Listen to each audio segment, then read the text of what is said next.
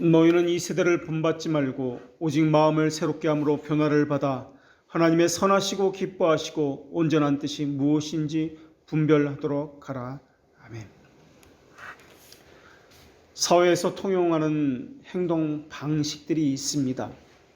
그 사회에서 통용하는 행동 방식과 다르게 행동을 한다면 사람들은 우리를 손가락질하면서 뭐라고 비난을 할 것입니다.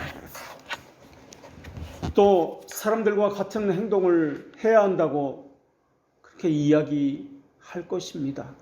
그것을 유행이라는 말로도 사용하고 있으며 유행에서 뒤처지면 안 된다라고 생각을 하도록 만들고 있습니다.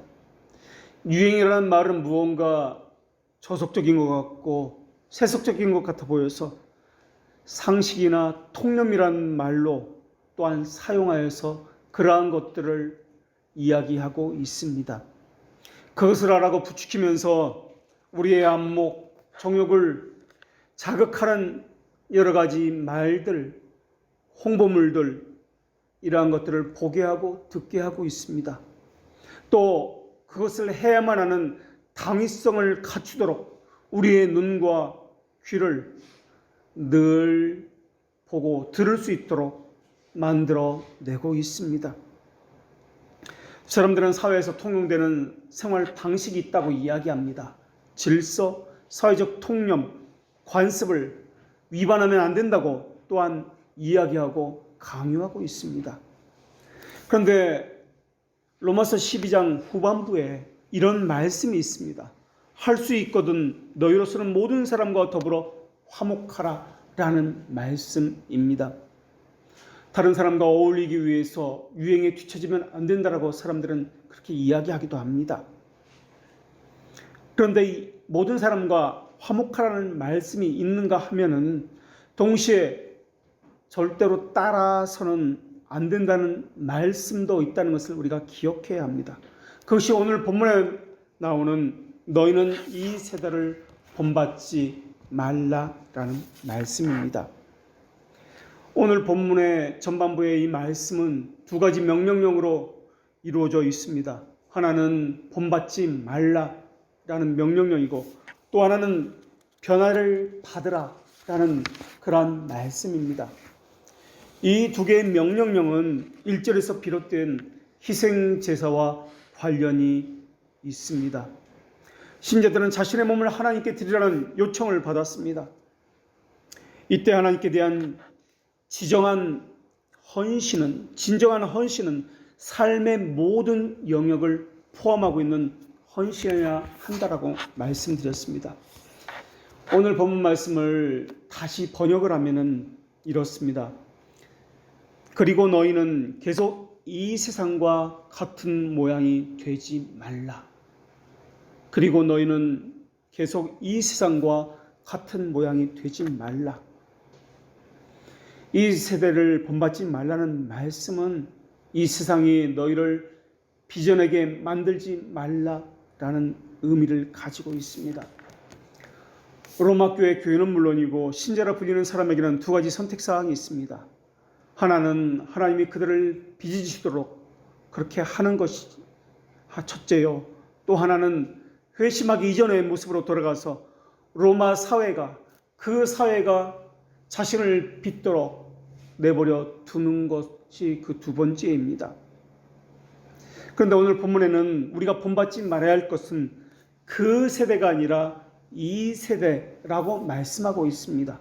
이 말은 1세기 로마 시대를 살고 있는 그 시대를 본받지 말라는 얘기가 아니라 이 단어는 현재형으로 사용하고 있어서 우리가 사는 이 세대를 오고 오는 그 지금의 세대를 늘 본받지 말라라는 의미로 사용되고 있습니다.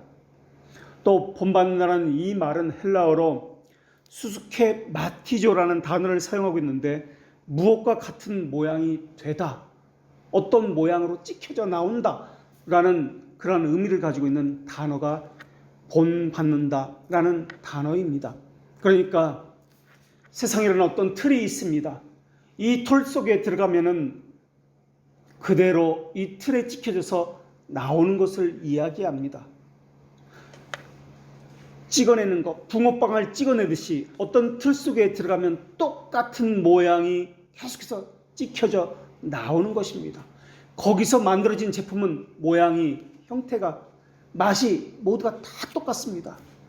대중문화, 미디어, 가정, 친구를 통해서 이 땅에 있는 문화를 통해서 자신의 삶에 영향을 받고 있으며 그것에 의해서 빚어지고 있는 것이 우리의 모습입니다. 그러면서 우리는 자신도 알지 못하는 그 사이에 세상의 요구에 맞게 변화되고 있습니다. 그래서 그 시대에 태어나면은 똑같은 사람들이 똑같은 것을 찾고 있습니다. 그 사람들이 추구하는 것을 자기도 추구합니다. 그렇게 하면서 그 시대가 찍어내는 틀에 의해서 똑같은 것을 추구하는 사람들이 똑같은 모양을 가지고 그렇게 살아가고 있습니다. 그 사람은 가졌는데 나는 갖지 못했기 때문에 그것 때문에 고통스러워하고 있습니다. 다른 사람은 갖지 못했는데 나는 가졌기 때문에 스스로 대견해하면서 뿌듯해하고 있습니다.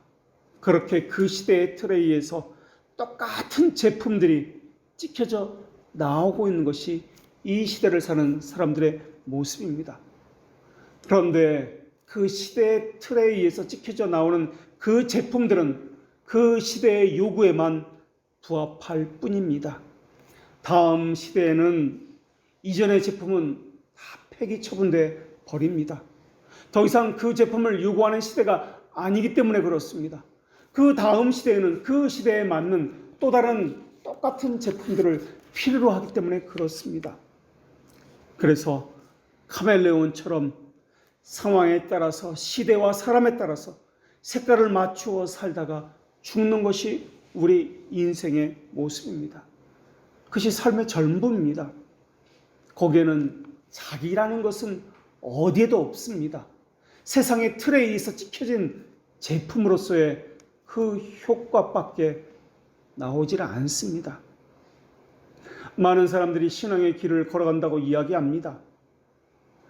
그런데 그 길을 걸어가면서도 어떻게 무엇을 통해 하나님의 영광을 돌린다고 하는 생각들을 하고 있는데 그 생각들을 보면은 너무나 뜬구름 잡는 식의 생각을 하고 있습니다. 청년들은 신앙이 좋으면은 한결같이 일평생 해외에 오지로 나가서 선교사로 살아가겠다고 그렇게 소원을 합니다. 성인이 된 사람들은 사업을 크게 해서 돈을 많이 벌어서 교회를 여럿 개척하겠다, 무엇을 하겠다라는 그러한 소원을 합니다. 신자의 꿈이라고 불리는 것, 비전이나 소망이라고 불리는 것이 너무나 낭만적이거나 아니면 너무나 세속적이며 현실적입니다. 교인이 많이 있는 그러한 교회에 다니면은 괜히 내 어깨에 힘이 들어가고 당당해지고 자부심이 생깁니다.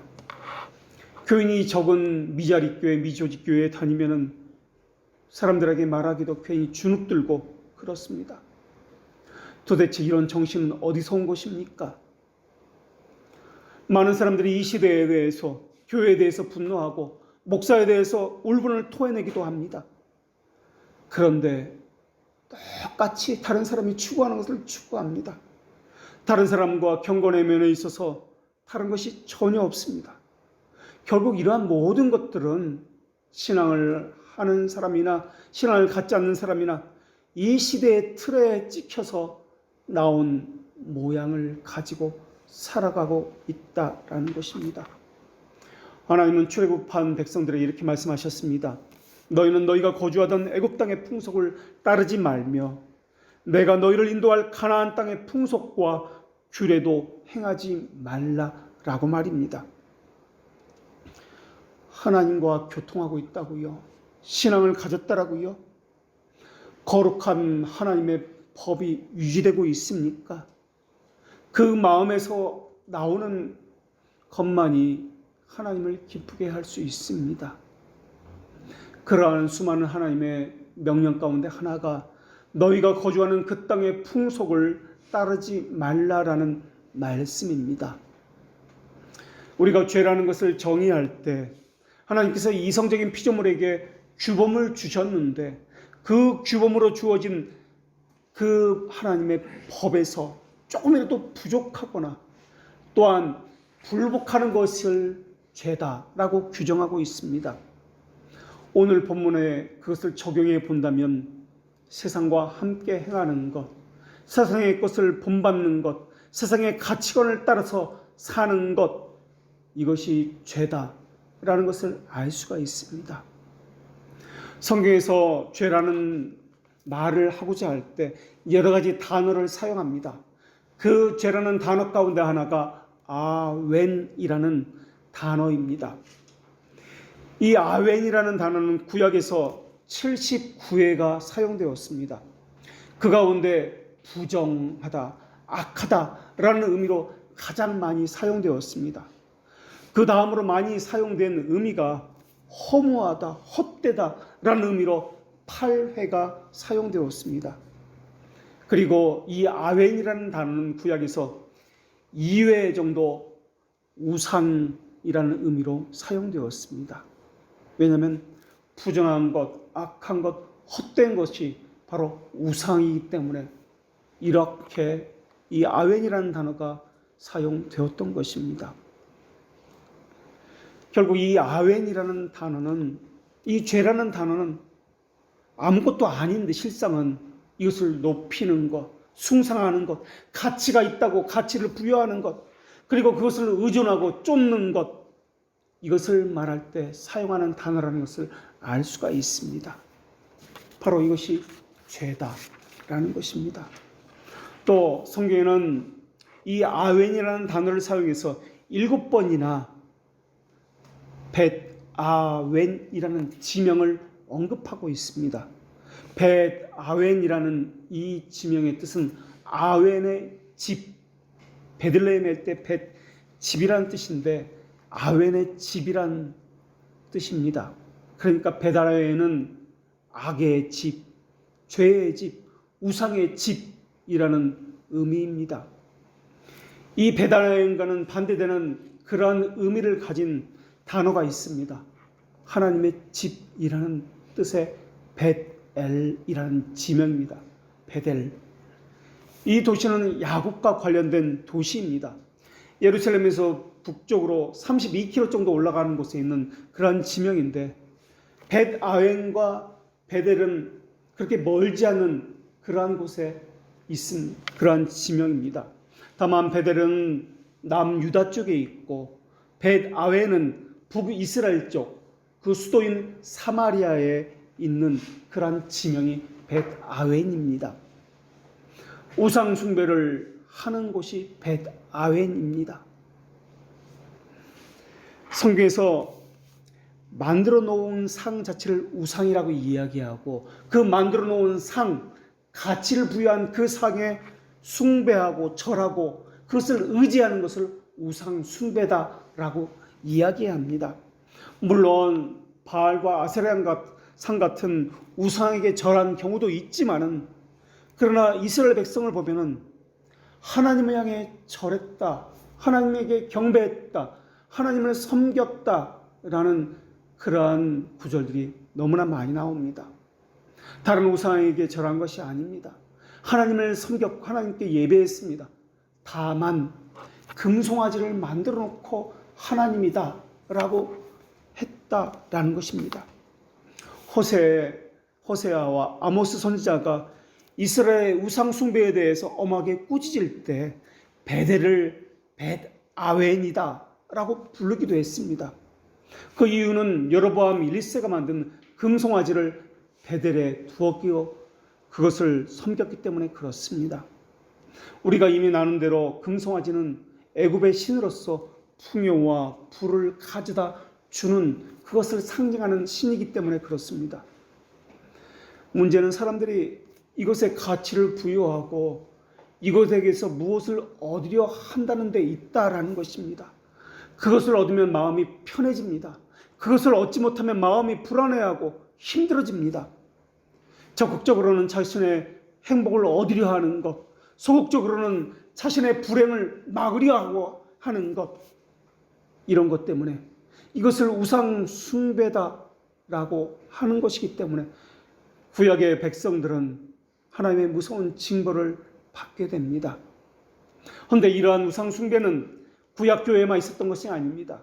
신약 교회에도 여러 가지 형태로 스며들어 나타났습니다. 이것은 중세나 종교개혁 시기에도 마찬가지였습니다. 가장 좋은 예가 로마 카톨릭이 가지고 있었던 가시적인 것, 현상적인 제의, 전례, 이러한 것들이 그러합니다. 종교개혁 이후에도 이러한 우상 숭배적인 요소가 완전히 없어진 것은 아니었습니다. 비록 제단은 없앴습니다. 소박하고 단순한 것들을, 이러한 강대를 만들어서 하나님의 말씀을 전하는 것을 제일로 삼았습니다.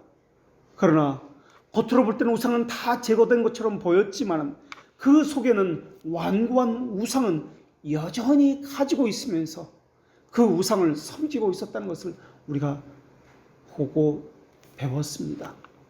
그 우상은 여전히 우리 가운데 여전히 존재하고 있습니다.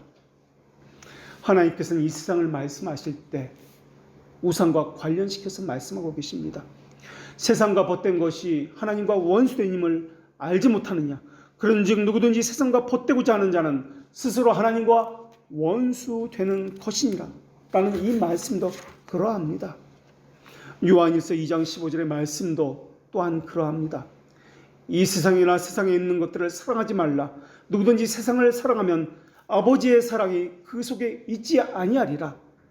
이는 세상에 있는 모든 것이 육신의 정욕과 안목의 정욕과 이생의 자랑이니 다 아버지께로부터 쫓아온 것이 아니요 세상으로부터 쫓아온 것이니라. 이 말씀에서 이 세상에 있는 것이 무엇인지를 말씀해주고 있습니다. 이 세상에 있는 것은 육신의 정욕, 안목의 정욕, 이 세상의 자랑이다 라고 말씀하고 있습니다. 그것을 사랑하고 뒤쫓으면 결국에는 우상화해서 그것을 섬기게 된다라는 것입니다. 그리고 거기에는 아버지의 사랑은 있을 수가 없다라고 말씀하셨습니다. 자기 마음에 어떠한 것에 대해서 가치를 부여하는 것, 우상의 집을 세우는 것입니다. 하나님 외에 다른 것에 기쁨을 느끼고 위로함을 받는 것, 만족함을 얻는 것, 이것은 우상의 집, 벳 아웬을 마음속에 세우는 것입니다. 그런 사람은 겉으로 열심을 내어 신앙생활을 한다 할지라도 근본적인 마음의 경향과 의도와 기울어짐은 하나님에게 있지 않습니다. 우상에게 있습니다. 결국 그러한 사람들은 우상을 품고 사는 사람입니다. 거룩한 성전이 아니라 우상의 전으로서 살아가고 있는 것입니다. 자랑할 만한 여러 조건들이 있어서 돈이 많다든지 남들이 우러러보는 명예를 가지고 있다든지 지성적인 어떤 것을 가졌다든지 하는 것 자체가 나쁘다는 것을 말씀드리는 것이 아닙니다.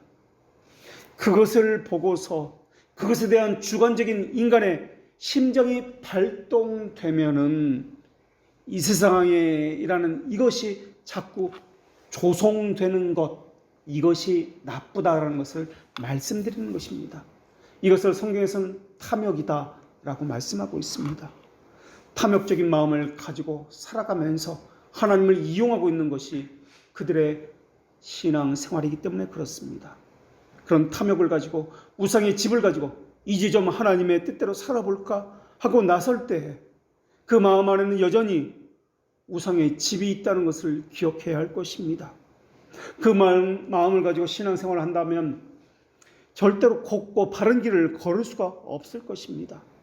신령한 생활이라는 것은 늘 하나님의 뜻과 성경과 일치성을 가져야 하며 또한 하나님의 말씀에만 의존해야 한다는 것을 우리가 이미 배웠습니다. 신앙이라는 것은 사람과 사람에 따라서 상황에 따라서 이때는 이랬다 저때는 저랬다 하지 않습니다. 2000년 전이나 2000년 후나 늘 한결같습니다. 동일합니다. 하나님의 뜻이 아닌 것과는 불일치를 이루는 것이 신앙입니다. 그래서 신자에게는 하나님의 성품, 하나님의 하신 말씀과 완전한 일치를 이루려는 이러한 갈망이 있습니다. 17세기의 청교도 리처드 쉽스라는 사람은 하나님을 사랑하는 사람이 세 가지 마음을 가지고 있다라고 그렇게 이야기했습니다. 첫째는 그 마음은 생명을 가진 마음인데 죄와 영적인 것에 대해서 예민한 감각을 가지고 있는 마음이다라고 이야기했습니다. 생명을 가졌기 때문에 죄와 영적인 것에 대해서 아주 민감해집니다. 아주 조그만 것에 대해서도 감각이 작동을 합니다. 마치 오늘 나오는 센서가 좋은 전자제품을 가지고 있는 것처럼 슬쩍 스치기만 해도 그 센서가 작동돼서 그렇게 교회에 대해서 또한 하나님의 말씀에 대해서 민감해지는 것이 이루어지는 것과 마찬가지입니다. 둘째로 리처드 십스가 말한 하나님을 사랑하는 마음, 두 번째는 그 마음은 유순한 마음으로서 하나님께서 주신 그 말씀에 가까이 가기를 바라는 마음을 가지고 있습니다. 그래서 그 깨달은 말씀에 정서적인 일치를 이루고자 하는 그런 마음이 있습니다. 하나님과 정서적인 일치를 이루며 또한 그리스도께서 머리로 계신 교회와 또한 그 지체들과 정서적인 일치를 이루는 간절한 마음이 있습니다. 동일한 정서를 가지고 있는 사람, 반대로 교회와 또한 하나님과 동일한 정서를 가지고 있지 않는 사람을 향해서 중생한 사람이라 불릴 수 없을 것입니다. 하나님께서 말씀하신 이 말씀하신 바에 대해서는 삶으로 늘 화답할 것입니다. 믿음으로 화답할 뿐만 아니라 자신의 삶에서 경건으로 증거를 나타내 보일 것입니다. 세 번째, 하나님의 사랑하는 사람을 가진 마음은 모든 진리에 대해서 저항하지 아니합니다. 그것들이 주는 인상에게까지 기꺼이 받아들이려는 부드러운 마음을 가지고 있다라고 그렇게 이야기했습니다. 유순하고 부드러운 마음, 강팍하지 않은 마음을 가지고 있는 것이 하나님을 사랑하는 사람이 가진 마음입니다. 이들은 누구에게든 부드러운 마음을 가지고 있습니다. 그러면서 동시에 자신이 죄인이라는 사실을 늘 기억하며 살아가고 있습니다. 자신을 자랑할 것이 하나도 없습니다. 그런 사람은 늘 하나님과의 관계를 걱정합니다. 하나님보다 이 세상에 더 소중한 분이 없기 때문에 그렇습니다. 더 가치 있는 분이 없기 때문에 그렇습니다.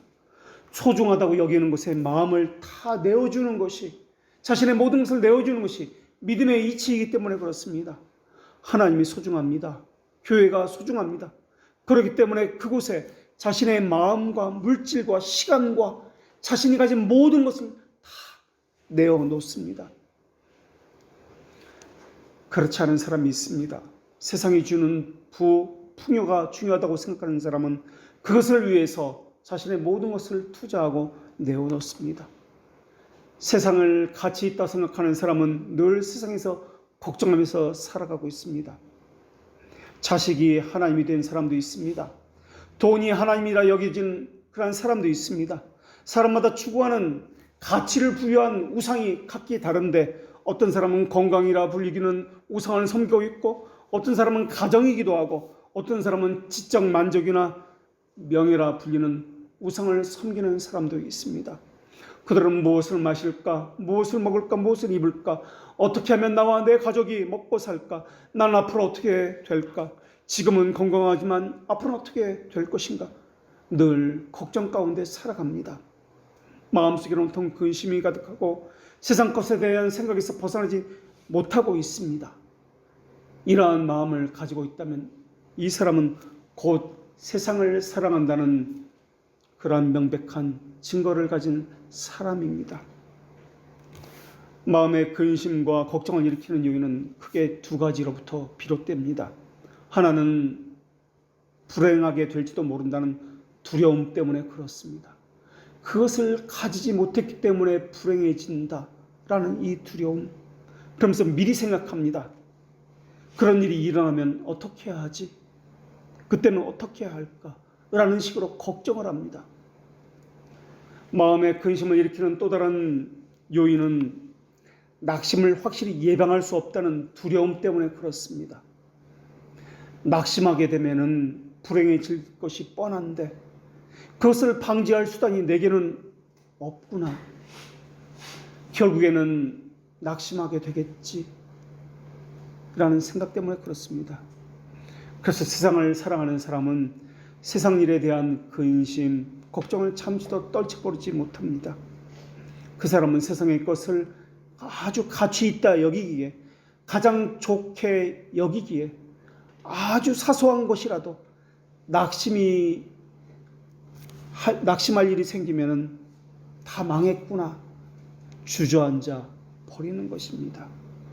그들은 재산이나 외적인 위로의 수단을 잃어버리는 것을 두려운 일이라 여기고 있기 때문에 그렇습니다. 오히려 성경에 하나님께서 보살피고 위로하신다고 약속하셨지만 그 사람은 안타깝게도 그 약속을 전혀 믿지 않습니다. 오히려 그런 약속이야말로 가장 불확실한 약속이다, 가장 연약한 수단이라고 그렇게 이야기합니다.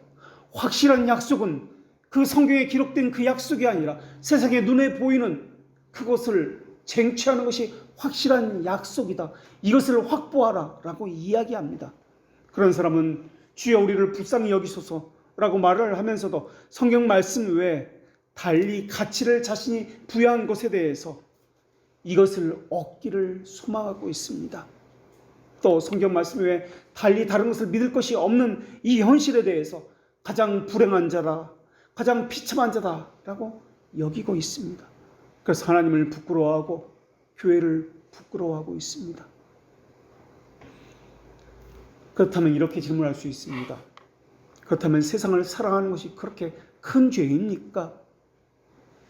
어거스틴은 이것을 보다 자세히 설명하기 위해서 우리에게 4가지 사랑의 대상이 있다라고 그렇게 설명했습니다. 첫째는 우리 위에 있는 하나님을 사랑하는 것이요, 둘째는 우리 자신을 사랑하는 것이요, 셋째는 우리와 같은 차원에 있는 이웃을 사랑하는 것이요, 넷째는 우리 아래에 있는 이 세상에 있는 것들을 사랑하는 것입니다.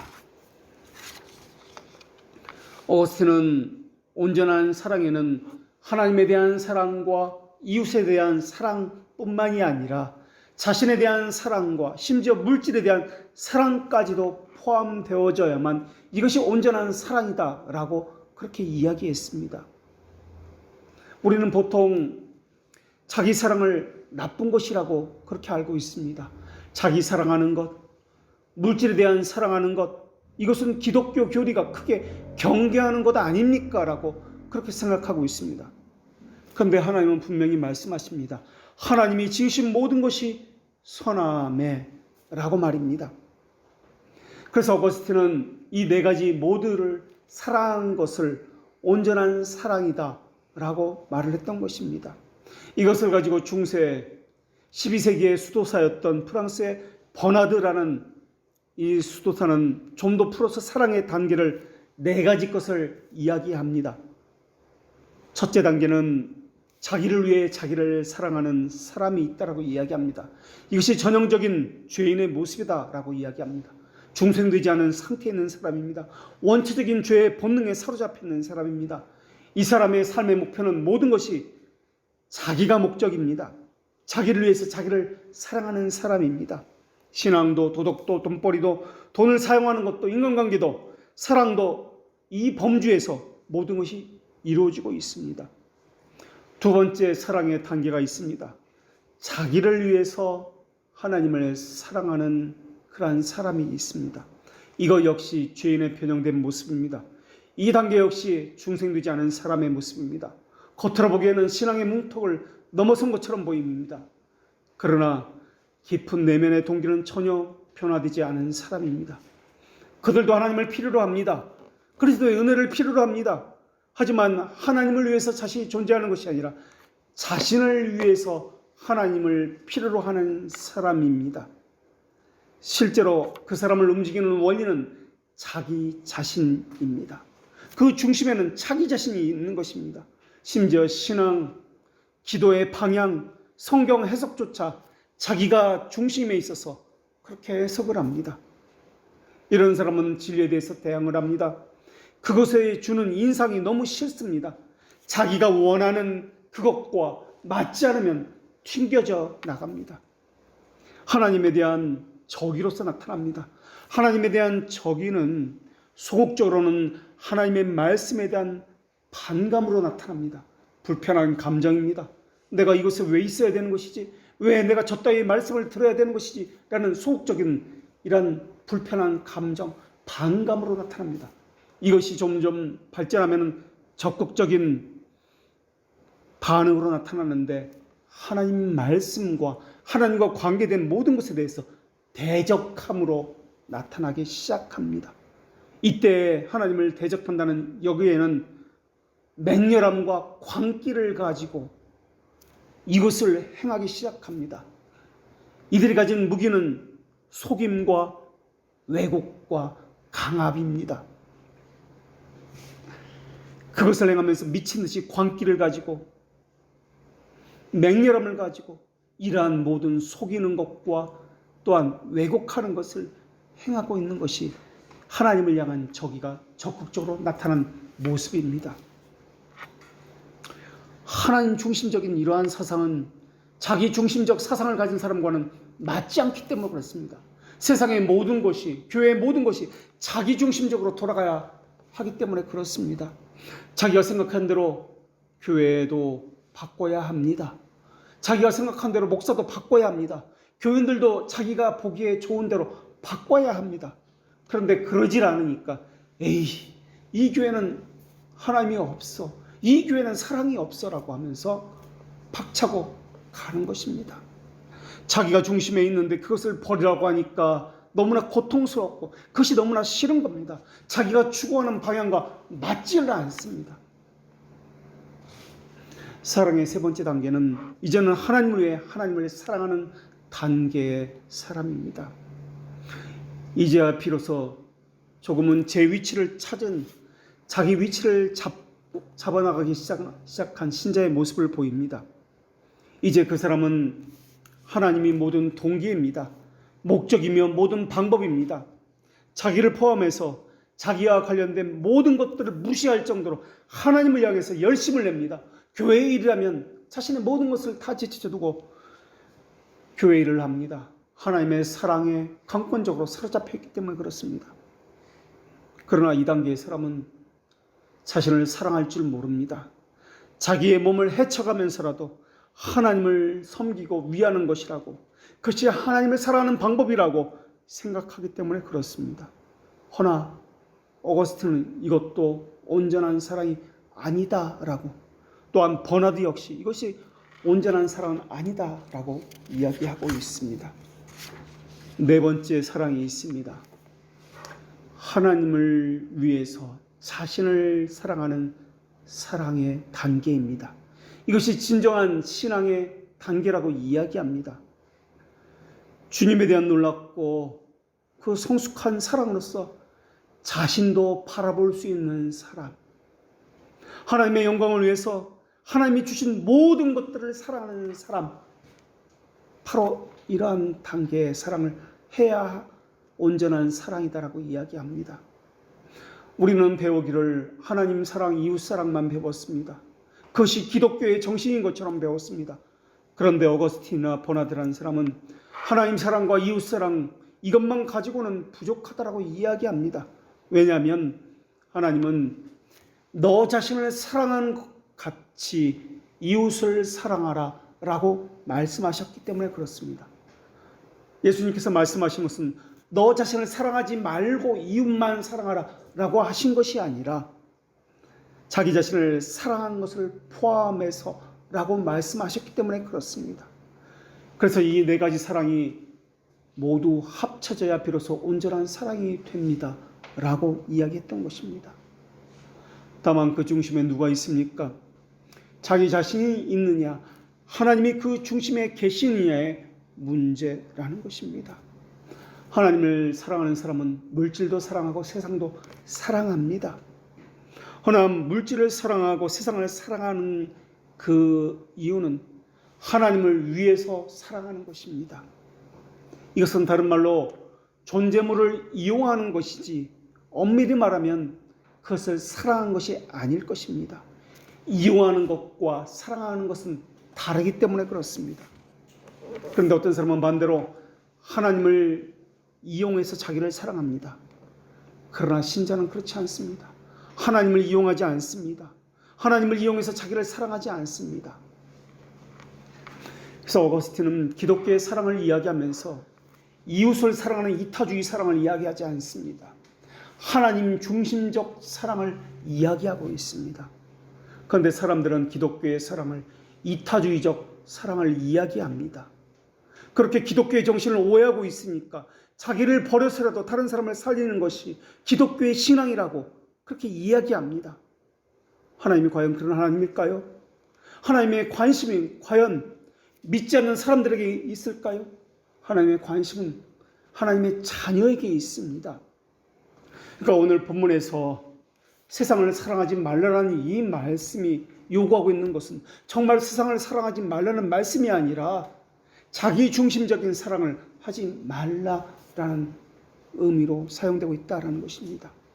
그래서 예수님께서 말씀하신 것처럼 내 자신같이 이웃을 사랑하라는 이 말씀도 단순한 이타주의적 사랑을 말하는 것이 아니라 주 안에서 자신도 이웃도 모든 것을 사랑해야 한다라고 해석되어져야 하는 것입니다.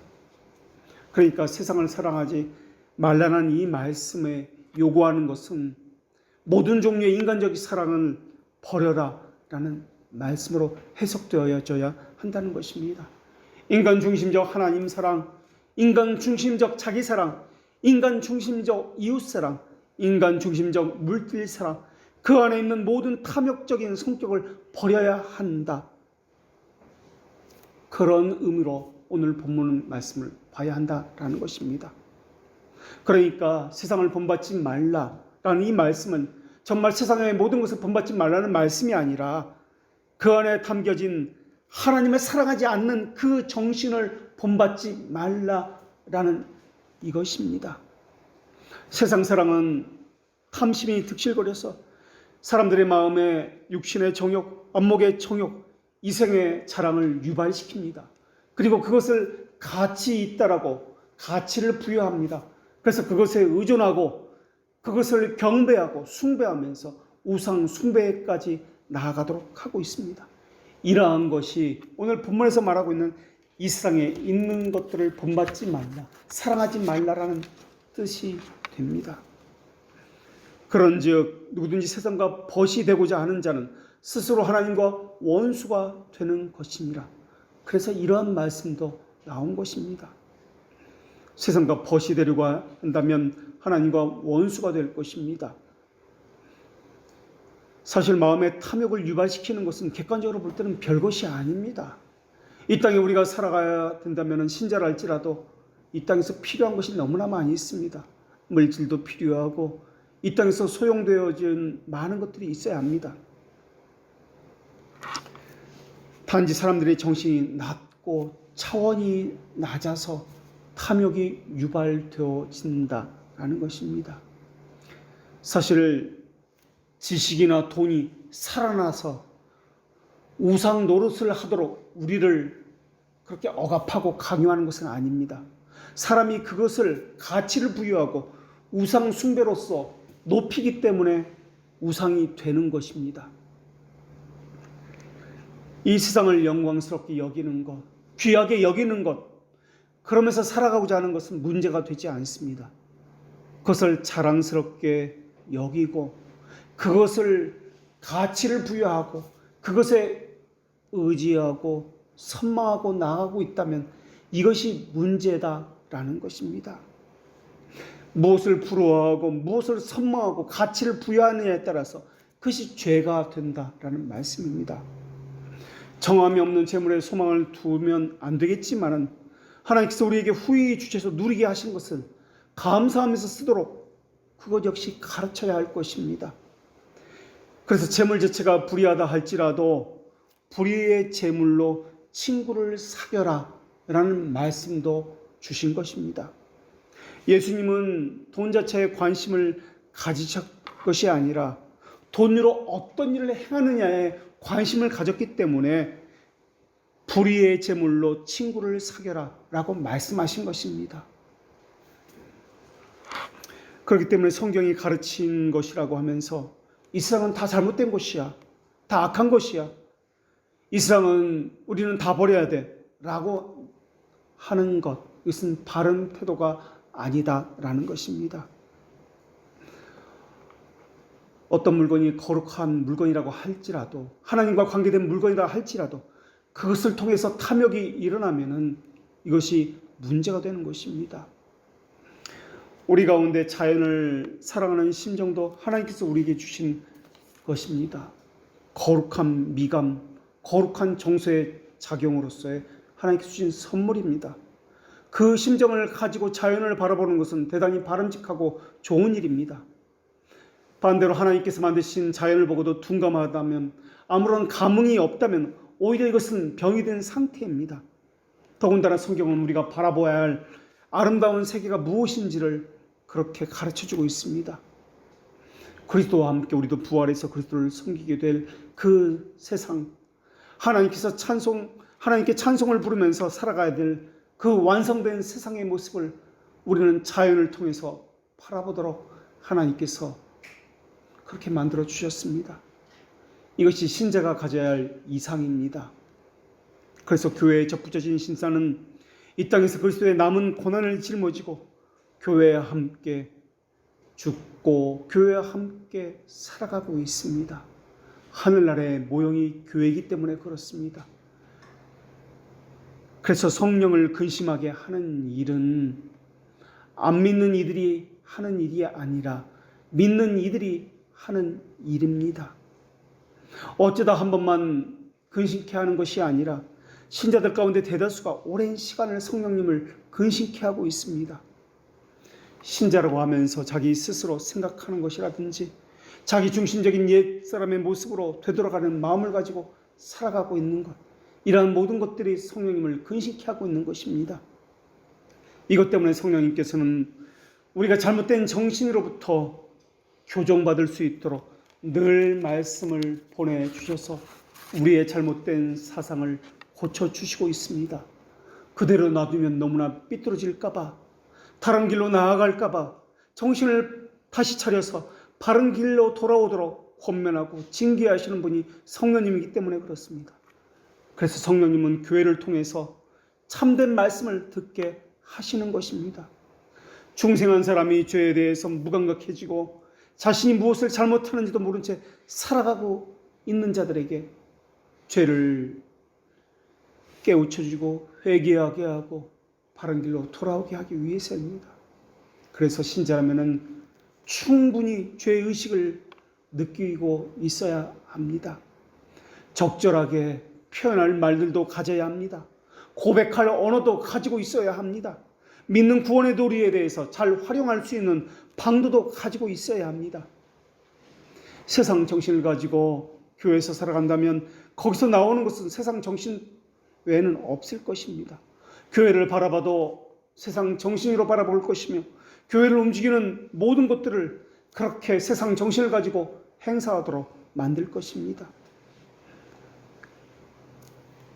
이 세상의 부조리나 그릇된 것을 볼 때 세상 정신을 가지고 바라보는 것이 아니라 그리스도의 정신을 가지고 이런 것이 없어져야 하는데, 어느 때 그리스도의 영광스러운 나라가 임할지 간절히 사모하는 마음으로 그것을 바라봐야 하는 것도 있어야 할 것입니다.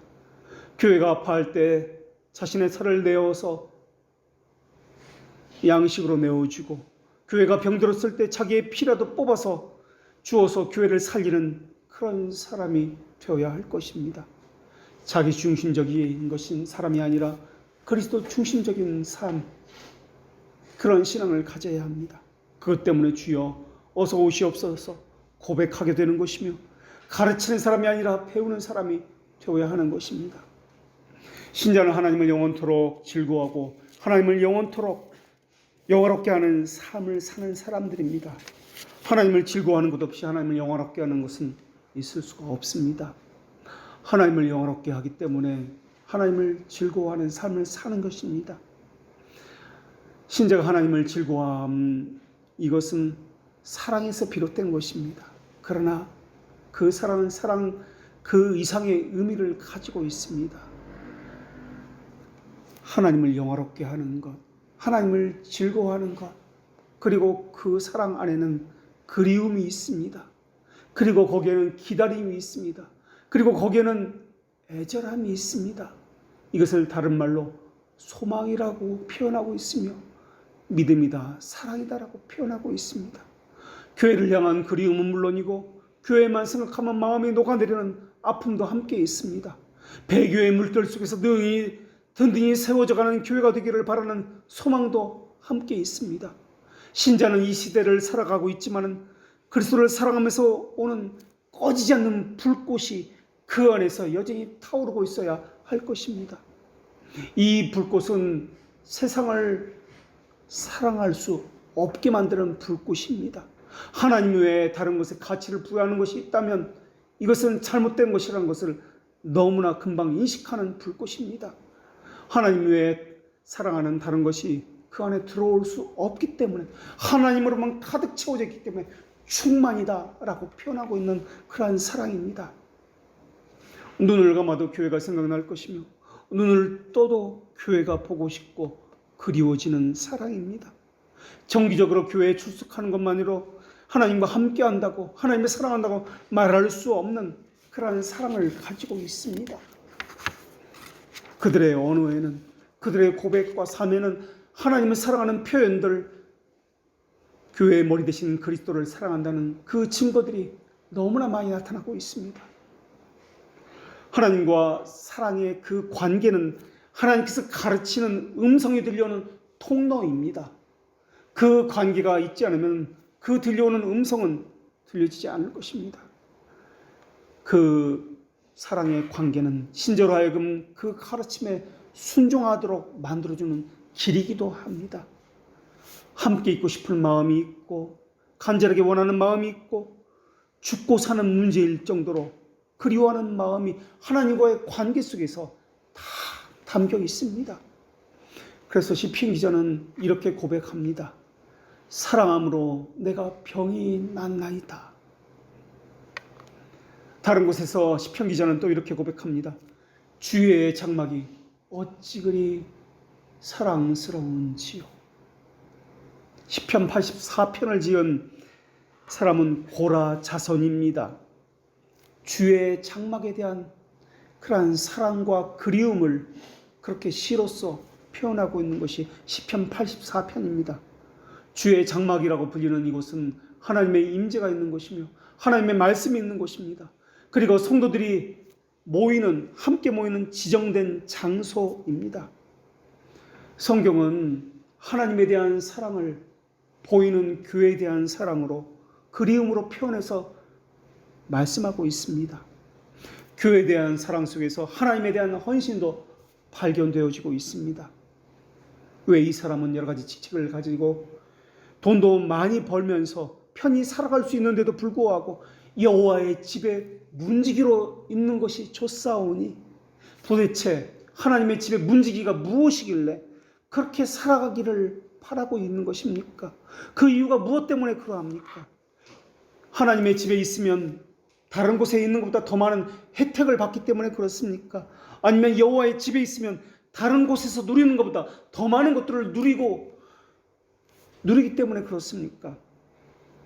그것이 아닙니다. 그곳이 여호와의 집이기 때문에 그렇습니다.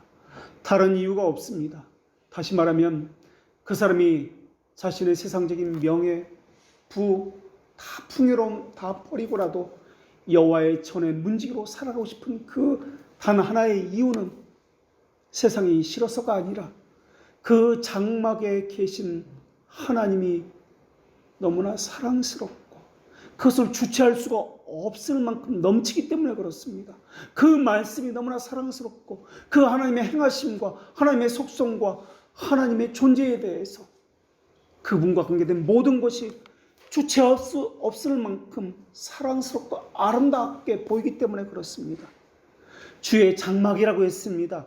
주의 장막이라고 하는 것은 짐승의 가죽으로 만들어진 것입니다. 비가 오고 눈이 오고 뜨거운 햇빛이 장렬하는 이 모든 것을 다 몸으로 막아낸 그런 짐승의 가죽이 장막입니다. 그 가죽이 아름다우면 얼마나 아름답겠습니까? 성하면 얼마나 성하겠습니까? 외모로 보면은 거지 발사기 같은 그러한 냄새나고 추악하고 색은 다 파래서 아주 볼품없는 천막입니다. 천막. 아주 작은 천막. 그런 천막이 어찌 그리 사랑스러운지요? 라고 고백하고 있습니다. 내가 그것을 너무나 사랑하는데, 너무나 사랑스럽고 아름답게 보이는데, 내가 가지는 언어로는 그것을 표현할 수가 없습니다. 내가 가지는 단어로서는 이것을 표현할 만한 단어가 없습니다. 라고 지금 하고 있는 겁니다. 고라 자손은 다윗 시대에 살고 있었던 그런 사람입니다. 왕궁도 보았을 것이며 고관 대작의 집들도, 부자의 집들도 보았을 것입니다. 그런 수많은 위대한 건축물, 아름다운 건축물에 의하면 이 텐트는, 천막은 이 건축물이라 할 수도 없을 것입니다. 너무 초라합니다. 너무 천박합니다. 어울리지 않습니다. 이 도성의 말입니다. 지금으로 말하면 강남 한복판에, 서울 도심 한복판에 그 빌딩이 우거진 그곳에 판잣집이나 아니면 쪽빵집이 하나 그렇게 있는 것과 같은 것에 비유할 수도 있을 것입니다. 내가 이 교회에 다니는 이유가 무엇입니까? 자부심을 갖게 만드는 수많은 프로그램이 있기 때문에 그렇습니까? 목사님이 내가 원하는 목사상을 가졌기 때문에 그렇습니까? 아니면 교회 건물이 크기 때문에 그렇습니까? 교인이 많아서 그렇습니까? 아니면 내가 원하는 교회의 모습을 갖추었기 때문에 그렇습니까? 내가 이 교회를 다니는 유일한 이유, 그리고 이 교회를 사랑하는 유일한 이유는 하나님이 이곳에 계시기 때문에 그렇습니다. 그것 말고 다른 이유는 없습니다. 어쩌면 지하, 햇빛이 1년 내내 들지도 않는 그 지하에 있는 예배당인지도 모르겠습니다. 장마만 치면은 물이 가득 들어차는, 그리고 곰팡이가 온 예배당에 쓸어있는 그런 예배당인지도 모르겠습니다. 그런데 하나님이 함께하기 때문에 교회를 사랑합니다. 아름답게 그렇게 고백하고 있는 것입니다. 시편 기자는 주의 장막이기 때문에 사랑한다 라고 고백하고 있는 것입니다. 하나님을 사랑하는 것과 교회를 사랑하는 것은 나뉘어지는 것이 아니기 때문에 하나님을 향한 사랑은 교회를 향한 사랑으로 고백되어지고 있는 것입니다. 그러한 교회에서 신앙생활 한다고 생각해 보십시오. 쓴물을 마시는 상황도 있을 것입니다. 교회에서 쫓겨나는 일도 있을지도 모르겠습니다. 곰팡이가 슬어서 그곳에서 신앙생활 하다 보니까 병이 들은 그러한 경우도 있을지도 모르겠습니다. 다 낡은 가죽으로 만든 것이 가진 비바람, 춥고 배고픈 상황을 막아줄 수 있는 것도 아닌 경우도 있을 것입니다. 그럴지라도 사모합니다. 그럴지라도 그리워합니다. 그럴지라도 사랑하면 변함이 없습니다. 하나님을 사랑함과 교회를 사랑함이 동일하기 때문에 그렇습니다. 그래서 시편 기자는 주의 장막이 어찌 그리 사랑스러운지요 라고 고백하는 동시에 주의 장막이 어찌 그리 아름다운지요 라고도 동시에 고백하고 있습니다. 다른 사람 눈에는 이곳은 다 낡아 빠진 너무 초라한 그러한 곳이지만 자신의 눈으로 볼 때는 이것보다 아름답고 사랑스러운 곳은 없다라고 지금 표현하고 있는 것입니다. 스펄전 목사님이 이렇게 고백합니다. 하나님이여, 내 속에 흐르고 있는 피 중에서 단 한 방울이라도 주를 위해서 흘리기를 싫어하는 피가 있다면 다 뽑아 주시옵고, 찢기기 싫어하는 살이 있다면 다 도리어내어 주시옵소서. 그렇다면 하나님을 향해서 격렬하지도 아니하며 애절하지도 아니하며 간절하지도 아니하며 그리움으로 사무쳐서 밤잠을 이루지 못하는 것도 아니하며 살아 역사하는 사랑의 증거도 갖지 않는 사람을 향해서 우리는 무엇이라 불러야 하는 것입니까? 하나님 중심적 사랑을 가졌다는 이 말은 먹든지 마시든지 무엇을 하든지 그리스도의 사랑에 붙잡혀 있어서 때로는 통곡함으로, 때로는 담대함으로, 때로는 핏빛 분노로, 때로는 가슴 저미는 애절한 사랑으로 살아가는 사람이 되었다는 말입니다. 교회를 그렇게 사랑하는 사람이 되었다는 말이며 함께 신앙생활하는 지체들을 그렇게 사랑하는 사람이 되었다는 말입니다. 눈을 감아도 교회가 떠오르며 눈을 떠도 교회가 그리워지는 사람이 되었다는 말입니다. 또한 이 땅에서 하나님의 거룩한 이름이 짓밟혀지고 모욕당하는 것에 대해서 가슴 아파하는 사람이 되었다는 말입니다. 우리를 연단시키시고 또한 징계하시는 하나님의 그 마음을 생각해 보십시오. 그 안에서 하나님의 사랑을 읽어보십시오. 그래서 성경은 그러한 하나님을 향해서 질투하시는 하나님이라고 그렇게 말씀하고 있습니다. 사랑은 죽음같이 강하고 질투는 소울같이 잔인하며 불길같이 일어난다라고 그렇게 고백을 합니다. 하나님을 향한 우리의 사랑은 어떻습니까? 보이지 않는 하나님을 향한 우리의 마음의 사랑의 불꽃은 누구든지 다 볼 수 있을 만큼 강렬하게 타오르고 있습니까? 아니면 이것도 아니고 저것도 아니며 이 발은 세상에 한 발은 걸쳐놓고 또 다른 발은 교회에 걸쳐놓고 그렇게 혀로만 고백하는 삶을 살고 있는 것은 아닙니까? 성경은 이렇게 고백하고 있습니다. 또 어떤 이들은 희롱과 채찍질 뿐만 아니라 결박과 옥에 갇히는 시험도 받았으며 돌로 치는 것과 톱으로 켜는 것과 시험과 칼에 죽는 것을 당하고 양과 염소의 가죽을 입고 유리하며 궁핍과 환난과 학대를 받았으니 이런 사람은 세상이 감당치 못하도다. 어떻게 그들이 그러한 고통과 핍박을 당하면서도 신앙을 저버리지 않고 살아갈 수 있었습니까? 도대체 그들에게 믿음으로 산다는 것은 어떤 의미입니까? 우리와 같은 연약한 의지를 가진 사람일진데 강철 같은 단호함은 도대체 어디서 나온 것입니까? 자기를 버리는 거룩한 희생은 도대체 어디로부터 비롯된 것입니까? 아타나시우스가 그렇게 진리를 사수하면서 세상과 온몸을 향해서 온몸을 가지고 맞설 수 있었던 이유는 무엇 때문에 그렇습니까? 카이사리아 사람 바실레오가 그렇게 살 수 있었던 이유는 무엇 때문에 그렇습니까? 온 세상이 자신의 적대자가 되었습니다. 최고의 권력을 가진 황제까지도 자신을 미워하면서 자기를 죽이라고 그렇게 명령을 내리고 그 길을 포기하라고 목숨을 위협하고 있는 그런 상황입니다. 이럴 때 신자라면 어떻게 해야 하는 것입니까? 진리의 기둥, 세상이 감당치 못하는 사람, 온 교회의 위대한 스승 카파도기아에 빛나는 별이라 불렸던 우리 신앙의 선배들의 이야기를 들으면 가슴이 뜨거워지지 않습니까? 많은 불로도 이 사랑을 끄지 못할 것이요 홍수라도 삼키지 못할이라는 이 말씀은 들어본 적이 있으십니까?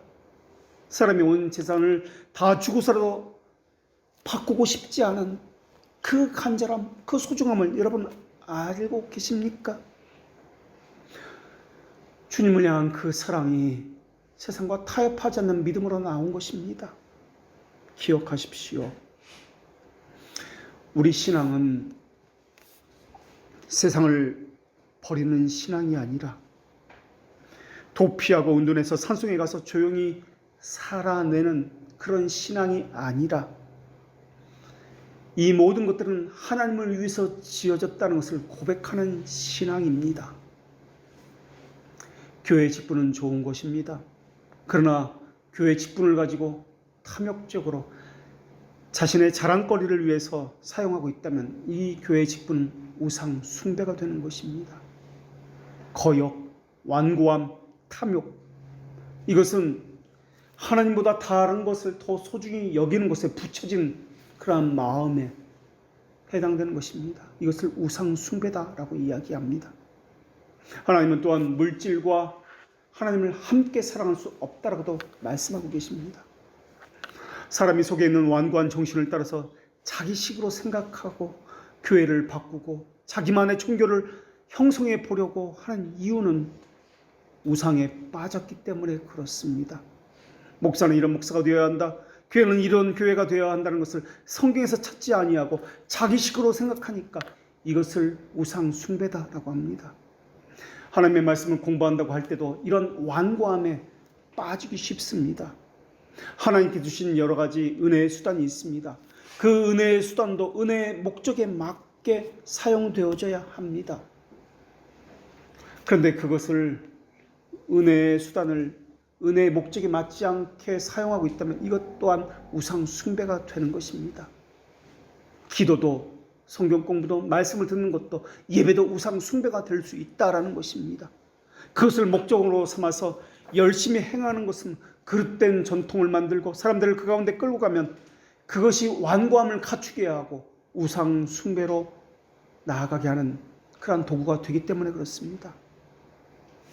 그래서 자신의 욕망을 따라서 은혜의 수단도 사용되어지면 우상 숭배가 된다는 것입니다. 여기에는 사람의 고함물, 말재간 편의주의가 깃들어져 있기도 합니다. 교회 내에 공리주의가 들어왔습니다. 많은 사람이 그렇게 생각하니까 그것이 당연하고 옳은 것이다라는 허위에 빠진 이러한 시대가 되었습니다. 이러한 것을 베이컨이라는 철학자는 우상이다라고 이야기했습니다. 하나님을 믿지 않는 철학자도 이것을 우상이다라고 이야기했습니다. 그 중에서도 사회나 집단 전체가 당연히 옳은 것으로 알고 그대로 믿고 나아가면 자기도 그것이 옳은 것이다 라고 생각하고 그것을 받아들이는 이러한 현상을 종족의 우상이다 라고 이야기했습니다. 하나님을 믿지 않는 철학자도 이야기한 우상이라는 이런 표현입니다. 더구나 어느 날은 가지각색의 물건을 팔면서 사람들의 정신을 혼미케 하고 있습니다. 진리에 대해서는 더더욱 그러하고 있습니다. 속이고 왜곡하고 거짓되고 삿된 것을 진리라고 말하는 시대가 되었습니다. 자기 것을 주관적인데 객관적인 것이다 라고 말하는 시대가 되었습니다. 이런 때일수록 더더욱 성경을 통해서만 하나님의 말씀을 받아야 합니다. 개인적이고 주관적인 이야기가 아니라 객관적이고 보편적인 역사적이고 사도적인 이러한 말씀을 가지고 우리가 살펴야 합니다. 그래서 교회에서 가장 중요한 것은 하나님의 말씀이 교회를 지배하고 있는 것을 보이는 것입니다. 하나님의 말씀을 바르게 전달하는 것이고 자기가 들은 그 말씀을 신앙과 생활의 유일한 표준으로 확고하게 믿으며 나아가는 것입니다. 교회의 순수성, 거룩성을 유지하는 것이며 성도들의 믿음의 일치성을 가져야 하는 것입니다. 그 믿음의 일치성은 사도적이며 역사적인 믿음을 바탕으로 하고 있는 것입니다. 교회가 아무리 커뮤니오 쌍토름을 강조한다 할지라도 교회는 서로 교통하는 것 자체를 가장 중요한 것으로 여기지 않습니다. 교회의 가장 중요한 것은 하나님의 순전한 말씀이 선포되고 지배하는 것입니다.